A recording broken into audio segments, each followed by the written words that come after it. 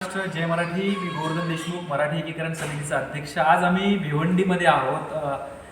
आमचे माननीय खासदार बाळामामा सगळ्यांच्या परिचित असलेले आणि त्यांचं नेतृत्व तुम्ही अनेक वेळा संसदेमध्ये पाहिलेलं आहे की त्यांचा बुलंद आवाज त्या संसदेमध्ये आता गेल्या अनेक वर्षांपासून फिरतोय आणि अनेक स्थानिकांचे प्रश्न म्हणूया किंवा आता दिबा पाटलांचं जे आपलं विमानतळाचं नामकरण आहे, सगळ्यात पुढाकार घेणारे म्हणजे आमचे बाळामामा. मराठी एकीकरण समितीच्या माध्यमातून आज आम्ही सर्व शिष्टमंडळींनी त्यांची भेट विशेष याकरता घेतली आहे की आता आपण मागच्या आठवड्यामध्ये जर पाहिलं असेल की महाराष्ट्रामधल्या ह्या संघराज्य शासनाच्या जेवढ्या आस्थापना आणि जेवढे काही जसं रेल्वे आहे, विमानतळ आहे, टपाल आहे आणि भविष्य निधी आहे, ह्या ज्या सर्व आस्थापना आहेत किंवा जे कार्यालय आहेत, या ठिकाणी आज आपल्या मराठी माणसाला भूमिपुत्राला डावललं जातं.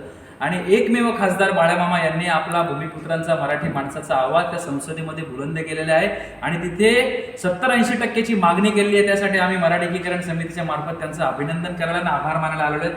त्यामुळे मराठी एकीकरण समितीतून आपले आभार. आपण आमचं काम हलकं करताय, त्यामुळे खास करून आपला आभार मानतोय. त्यासाठी माझ्या सर्व सहकार्याने एकदा टाळ्या वाजवण्याची विनंती करतो.